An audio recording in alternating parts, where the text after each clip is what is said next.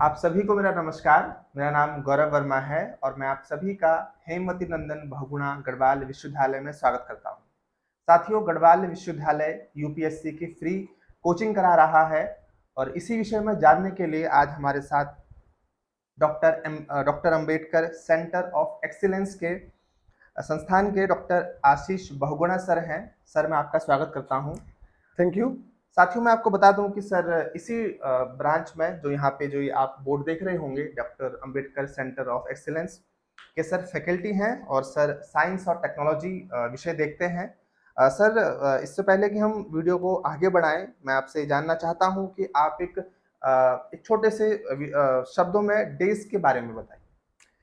Thank you Gaurav. Doctor Ambedkar centre of excellence ये भारत सरकार की सामाजिक न्याय और अधिकारिता मंत्रालय के द्वारा पिछले 3 वर्षों से चलाई जा रही एक योजना है और इस योजना के तहत वंचित समाज के, और उसमें से भी मैं स्पेसिफाई करूं तो अनुसूचित जाति एवं अन्य पिछड़ा वर्ग के अभ्यर्थियों के लिए सिविल सेवा परीक्षा की तैयारी के लिए ये स्कीम भारत सरकार द्वारा चलाई जा रही है। और इस स्कीम के तहत हर वर्ष हमारे इस केंद्र में 100 अभ्यर्थियों की तैयारी कराई जाती है सिविल सेवा परीक्षाओं के लिए। राज्य और केंद्र दोनों स्तर के सिविल सेवा की तैयारियों के लिए ये केंद्र चलाया जा रहा है। सर, जो बच्चा यहाँ पर कोचिंग लेना चाहता है तो सर उसके लिए क्या एलिजिबिलिटी है? एजुकेशनल एलिजिबिलिटी वो है ग्रेजुएशन स्टूडेंट का कंप्लीट होना चाहिए, किसी भी माध्यम में हो या किसी भी स्ट्रीम में हो, ग्रेजुएशन कंप्लीट हो। इसके अलावा जो है आय भी एक इसमें एक पैरामीटर है मिनिस्ट्री के द्वारा जो तय किया गया है। 8 लाख से अधिक आय वाले वर्ग के अभ्यर्थियों के लिए योजना नहीं है। 8 लाख से कम आय के अभ्यर्थी ही इस योजना का लाभ ले सकते हैं। और जो 100 छात्रों की हर वर्ष इसमें अभ्यर्थियों की जो इसमें एडमिशन किया जाता है उसमें से 70% जो सीट है वो अनुसूचित जाति के अभ्यर्थियों के लिए आरक्षित है और 30% जो सीटें हैं वो ओबीसी वर्ग के अभ्यर्थियों के लिए आरक्षित है। सर, सिलेक्शन प्रोसेस क्या है? कैसे बच्चा यहाँ पे सिलेक्ट होगा, कैसे आएगा? सिलेक्शन प्रोसेस जो है इस स्कीम के लिए हर साल doctor Ambedkar centre of excellence के जो एडमिशन होते हैं हर बैच के लिए, उसमें एक एंट्रेंस एग्ज़ाम हमारे विश्वविद्यालय द्वारा आयोजित किया जाता है। वो एंट्रेंस एग्ज़ाम का जो पैटर्न होता है वो जो हमारे जो भी कॉम्पिटिटिव एग्ज़ाम होते हैं सिमिलर उन्हीं के पैटर्न पर, खासकर वनडे एग्ज़ाम जो है, चाहे यूपीएससी के जो अलग अलग वेरियस एग्ज़ाम होते हैं, एनडीए है, सीडीएस है या यूपीएससी सिविल सर्विसेज है, इनके जो प्रश्नों का स्तर होता है प्री एग्ज़ाम के, ऐसे प्रश्नों का को जो है एक कॉमन, उसमें आपका जनरल स्टडीज़ भी आ रहा है, उसमें जनरल स्टडीज़ के सारे सेक्शन, हिस्ट्री, पॉलिटी, ज्योग्राफी है, आपका साइंस एंड टेक्नोलॉजी है, एनवायरनमेंट है, और इसके साथ साथ जो सी सेट का पोर्शन है उसमें न्यूमेरिकल एबिलिटी है और थोड़ा सा लैंग्वेज एबिलिटी है। ये सब एक साथ प्रश्नों को इकट्ठे करके एक 100 मार्क्स का एंट्रेंस एग्ज़ाम कराया जाता है और उस एंट्रेंस एग्ज़ाम की मेरिट के आधार पर हर वर्ष 100 छात्राओं को प्रवेश दिया जाता है। सर, ये एंट्रेंस एग्जाम किस लोकेशन में होते हैं? श्रीनगर में ही होते हैं या इससे बाहर भी होते हैं? जी, तो पिछले वर्षों तक हम एंट्रेंस एग्ज़ाम के लिए उत्तराखंड में 3 सेंटर्स पे इस परीक्षा को आयोजित किया जाता था। देहरादून सेंटर्स, रुड़की सेंटर और हमारा श्रीनगर गढ़वाल जो विश्वविद्यालय का केंद्र है, उस 3 स्थानों पर एंट्रेंस एग्ज़ाम कराया जाता था। इस वर्ष रुड़की सेंटर में ज़्यादा अभ्यर्थी नहीं होने की वजह से देहरादून और श्रीनगर केंद्र पर ही जो है प्रवेश परीक्षा आयोजित की गई है। जी सर, क्या इस कोचिंग में बच्चों को स्टाइपेंड भी मिलता है?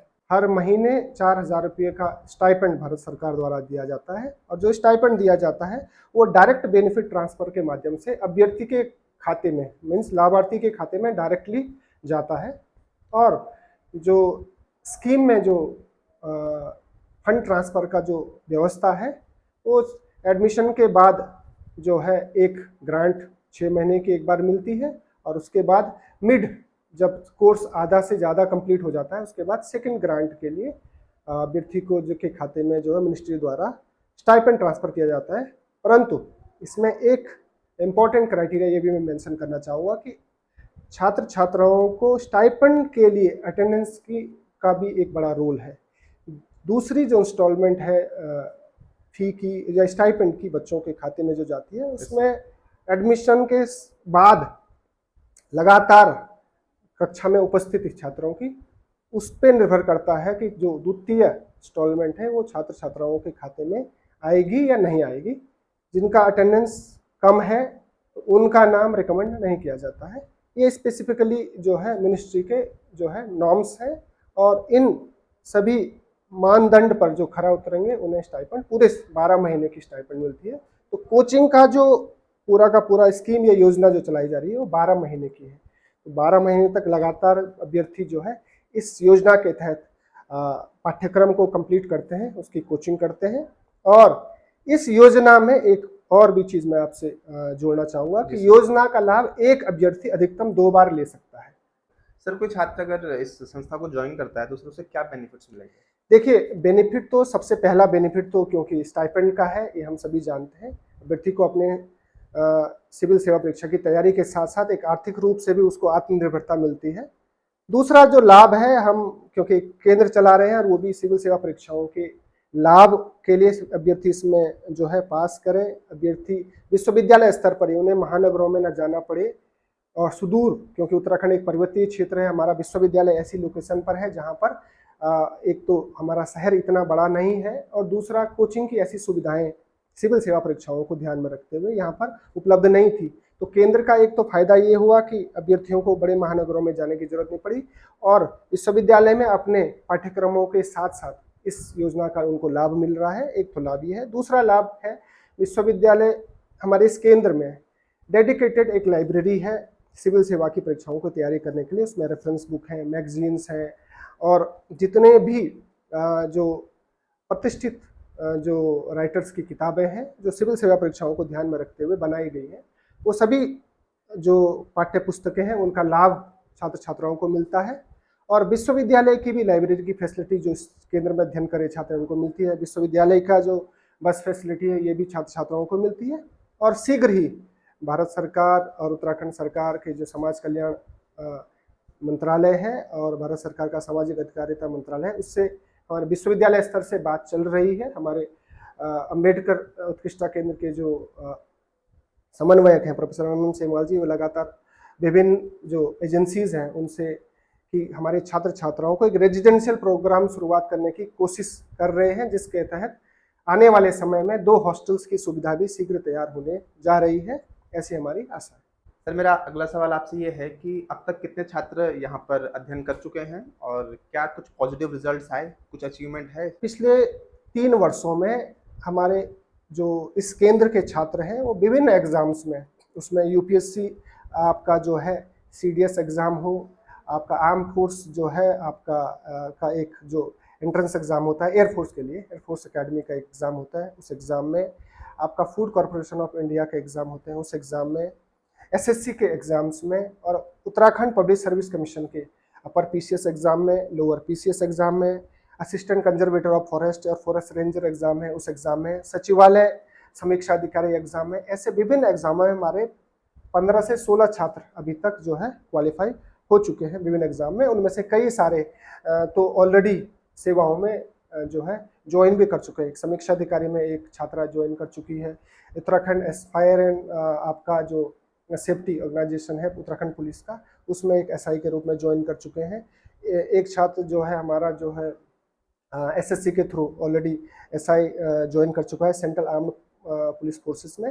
तो और इसके अलावा अभी कुछ दिन पहले ही एक हमारे अभ्यर्थी ने उत्तराखंड पीसीएस मेंस का एग्ज़ाम पास करने के बाद इंटरव्यू दिया है। अभी रिजल्ट अवेटिंग है। हम आशा करते हैं कि हमें शीघ्र ही एक पीसीएस अधिकारी हमारे केंद्र से हमको मिलने जा रहा है। सर छात्रों में बड़ी उत्सुकता रहती है कि जो टीचर्स हैं वो कौन होंगे, कौन हमको पढ़ाएगा, तो सर इस विषय में बताइए कितने टीचर्स हैं यहाँ पे, किस सब्जेक्ट को देख रहे हैं वो लोग? जी, मंत्रालय की जो योजना है उसके तहत 3 फैकल्टी का इसमें अपॉइंटमेंट किया जाता है और 3 जो फैकल्टीज़ हैं उनमें से 2 फैकल्टीज़ जो हमारा सोशल साइंसेस सेक्शन है उसको कवर करते हैं और एक फैकल्टी जो है विज्ञान और प्रौद्योगिकी और साथ में एनवायरनमेंट इसको कवर करते हैं। तो मैं स्वयं विज्ञान एंड प्रौद्योगिकी जो सेक्शन है और एनवायरनमेंट सेक्शन उसको कवर करता हूँ जी।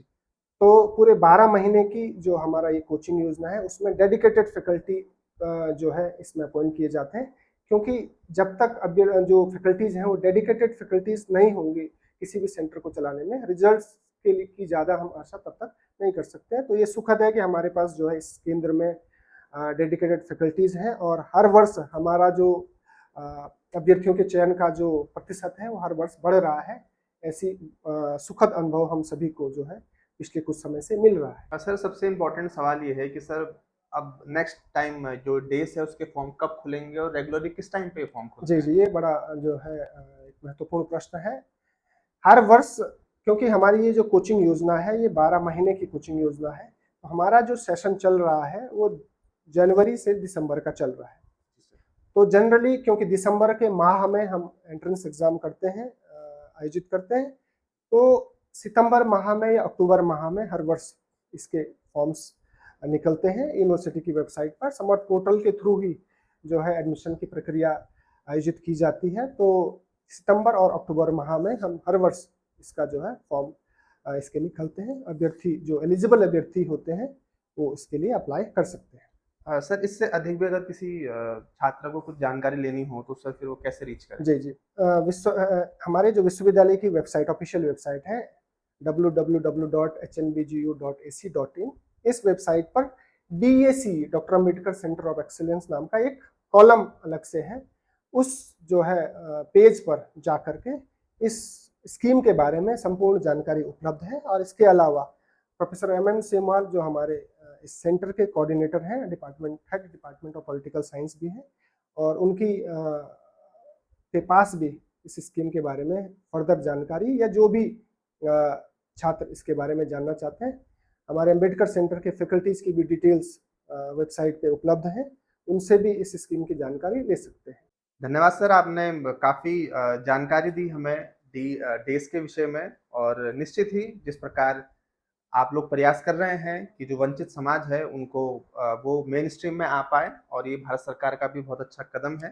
साथ साथ जो गढ़वाल विश्वविद्यालय भी लगातार प्रयास कर रहा है कि वो जो सपने हैं सबका साथ सबका विकास वाले वो देख पाए, और मैं आपका भी धन्यवाद करता हूं कि आपने अपना कीमती समय दिया। निश्चित इस वीडियो से जितने भी डाउट है उनके क्लियर हो गए होंगे छात्रों के। स्टिल किसी को डाउट रहेंगे तो आप कमेंट कीजिएगा, मैं प्रयास करूंगा उसका आंसर करने का। तो sir thank you so much, आपने अपना कीमती समय दिया। थैंक यू गौरव। और मैं अंत में एक बात अपना करना चाहूँगा कि सेंटर जो हमारा ये सेंटर चल रहा है, इसमें हर वर्ष हमें कुछ ना कुछ जो है नया इस सेंटर में अचीवमेंट्स के रूप में मिलता है। चाहे हमारे अभ्यर्थियों की अलग अलग प्रतियोगी परीक्षाओं में उनकी सफलता हो, या जो हमारी स्कीम का जो फीडबैक है वो केंद्रीय सामाजिक न्याय एवं अधिकारी मंत्रालय की जो के तहत हो, या हम विश्वविद्यालय के विभिन्न जो स्तर पर इस सेंटर को चलाने में जो सहयोग है, खासकर विश्वविद्यालय के माननीय कुलपति महोदय का, और हमारे जो इस सेंटर के जो समन्वयक हैं प्रोफेसर MM सेमवाल जी, सभी के जो है सफल दिशा निर्देशन में ये सेंटर अच्छी तरह से चल रहा है। और आगामी वर्षों में भी सेंटर और ज़्यादा जो है अभ्यर्थी विभिन्न प्रतियोगी परीक्षाओं में सफल होंगे, ऐसी हमारी आशा है। आपका भी धन्यवाद गौरव जी कि आप हमारे इस केंद्र पर आए, और इस केंद्र के इस स्कीम के बारे में अधिक से अधिक लाभार्थियों को, अधिक से अधिक अभ्यर्थियों को इसकी जानकारी मिलेगी, ऐसी हमारी आशा है। धन्यवाद। धन्यवाद साथियों, और मैं आपसे निवेदन करता हूं कि इस वीडियो को आप शेयर कीजिए, इससे जितने भी लाभार्थी हैं उन तक ये वीडियो पहुंचेगा। बहुत बहुत धन्यवाद। नमस्कार।